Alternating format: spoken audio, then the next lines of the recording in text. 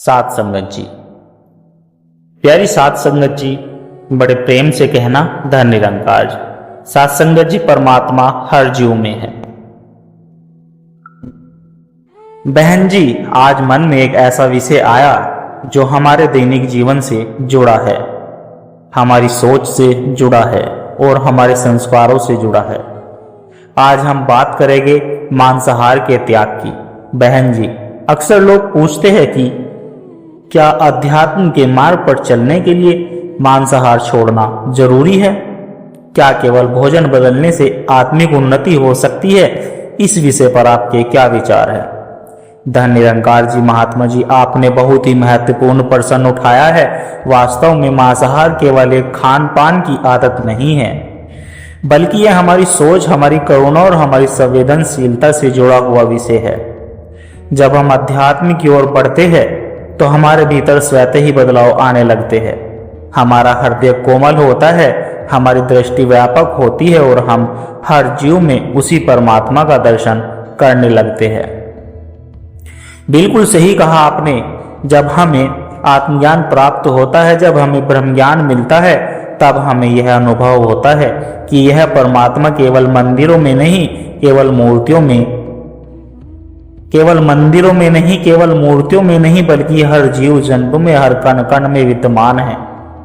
तब हम यह समझ आती है कि जिस जीव को हम भोजन के रूप में ग्रहण कर रहे हैं, उसमें भी वही चेतना है, वही जीवन शक्ति है।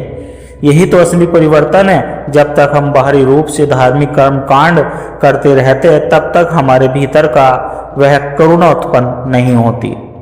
लेकिन जब हमें ज्ञान मिलता है, तब हमारे भीतर से आवाज आती है, क्या मैं किसी जीव की हत्या करके अपने शरीर का पोषण कर सकता हूँ? क्या मैं अपने स्वाद के लिए किसी और के जीवन का अंत कर सकती हूँ? बहन जी, आपने बहुत गहराई से बात कही है। वास्तव में मांसाहार केवल शरीर को तृप्त करता है, आत्मा को नहीं। आत्मा तो करुणा से तृप्त होती है, प्रेम से तृप्त होती है, दया से तृप्त होती है। और जब हम किसी निर्दोष जीव को मारकर उसका मांस खाते हैं, तब हमारे भीतर वह संवेदना धीरे धीरे समाप्त होने लगती है। बिल्कुल, कई लोग कहते हैं कि हम मजबूरी में खाते हैं, हमारे घर में यही परंपरा है, हमारी सेहत के लिए जरूरी है। लेकिन महात्मा जी, आज विज्ञान भी यह कहता है कि शाकाहारी भोजन पूर्ण रूप से पोषक है। दालें, सब्जियां, फल, अनाज, यह सब हमें संपूर्ण पोषण देते हैं। फिर हम किस मजबूरी की बात करते हैं? बहन जी, आपने बिल्कुल सही कहा है। वास्तव में यह मजबूरी नहीं, हमारी आदत है। और आदतें बदल ली जा सकती है जब मन में सच्ची श्रद्धा जागती है।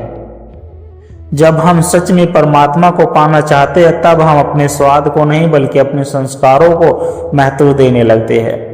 और यही तो संत निरंकारी मिशन हमें सिखाता है, जीवन जीने की कला। मिशन हमें यह नहीं कहता कि जबरदस्ती कुछ छोड़ो, बल्कि ज्ञान के माध्यम से हमारे भीतर समझ पैदा करता है। और जब समझ पैदा होती है, तब त्याग अपने आप हो जाता है। कोई आदेश नहीं, कोई दबाव नहीं, बल्कि स्वेच्छा से परिवर्तन। बहुत सुंदर बात कही आपने। देखिए बहन जी, यदि किसी को कहा जाए मांस मत खाओ, तो वह विरोध करेगा। लेकिन यदि उसे यह समझाया जाए कि हर जीव में वही परमात्मा है, तो वह खुद पूछेगा, क्या मैं किसी को मार सकता हूँ? यही असली परिवर्तन है। बिल्कुल, जब हमें यह अनुभव होता है कि गाय, बकरी, मुर्गी, मछली, सब में वही चेतना है, तो मुझ में है, तो हमारा हृदय कांप उठता है। तब हम सोचते हैं कि जैसे मुझे दर्द होता है, वैसे ही उसे भी दर्द होता होगा। जैसे मुझे जीने की इच्छा है, वैसे ही उसे भी होगी। बहन जी, यह करुणा ही तो हमें मानव बनाती है, और यही करुणा हमें परमात्मा की ओर निकट ले जाती है। शास्त्रों में भी कहा गया है, अहिंसा परमो धर्म, अहिंसा ही सबसे बड़ा धर्म है। और अहिंसा केवल किसी को मारना नहीं, बल्कि मन, वचन और कर्म से किसी को दुख ना देना है। सही कहा आपने। और जब हम मांसाहार छोड़ते हैं, तो यह केवल शरीर का त्याग नहीं होता, बल्कि हमारी सोच का त्याग होता है। हम हिंसा की सोच से बाहर आते हैं, हमारे भीतर शांति आती है, हमारे स्वभाव में कोमलता आती है। बहन जी, कई सात संगत से जुड़े भाई बहन बताते हैं कि जब मैं जब से उन्होंने मांसाहार छोड़ा है उनका मन शांत रहने लगा है, गुस्सा कम हो गया है, चिड़चिड़ापन कम हो गया है। यह सब इसी कारण है कि हिंसा का प्रभाव हमारे मन पर भी पड़ता है। बिल्कुल महात्मा जी, भोजन केवल पेट नहीं भरता, वह हमारे मन को भी प्रभावित करता है। जैसे अन्न वैसा मन। जब हम हिंसक भोजन करते हैं तो मन में भी हिंसा जन्म लेती है, और जब हम सात्विक भोजन करते हैं तो मन में शांति आती है। यही कारण है कि संत महापुरुष हमेशा सात्विक भोजन पर जोर देते हैं, क्योंकि उन्हें पता होता है कि मन की शुद्धि के बिना आत्मिक उन्नति संभव नहीं है। महात्मा जी, मैं एक उदाहरण देना चाहूंगी। जैसे कोई गंदे पानी में कपड़ा धोता है तो क्या वह साफ होगा? नहीं। उसी तरह अगर हम अपने शरीर में हिंसा भरते हैं तो हम शांति कैसे पाएंगे? बहुत सुंदर उदाहरण बहन जी। वास्तव में हम बाहर शांति खोजते लेकिन भीतर हिंसा पालते हैं। यह कैसे संभव है? और यही तो ज्ञान हमें संतुलन सिखाता है। हमें बाहर और भीतर दोनों जगह बदलाव करना होता है। बहन जी, कई लोग कहते हैं हम तो केवल खाते हैं, मारते थोड़े ही है। लेकिन बहन जी, मांग होती तो आपूर्ति होगी।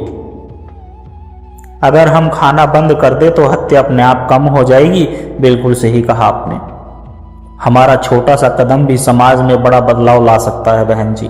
यह त्याग केवल खाने तक सीमित नहीं रहना चाहिए, हमें अपने व्यवहार में भी हिंसा लानी होगी, अपने शब्दों में, अपने विचारों में। इससे ही कहा, कई बार हम किसी को शब्दों से ही घायल कर देते, यह भी हिंसा ही है बहन जी। तो अंत में यही कहेगी कि मांसाहार का त्याग कोई जबरदस्ती नहीं, यह ज्ञान का परिणाम है। जब हमें सच में परमात्मा का अनुभव होता है तब हमारा हृदय इतना विशाल हो जाता है कि हम किसी को दुख देने की कल्पना भी नहीं कर सकते। धन निरंकार जी, यही तो असली भक्ति है, प्रेम। और जहाँ प्रेम होता है वहीं हिंसा नहीं हो सकती। साथ संगत जी, आइए हम सब मिलकर यह संकल्प लेके हम अपने जीवन में कोरोना को अपनाएंगे, अहिंसा को अपनाएंगे और हर जीव में उस निरंकार के दर्शन करेंगे। साथ संगत जी, बड़े प्यार के साथ कहना जी, धन निरंकार जी।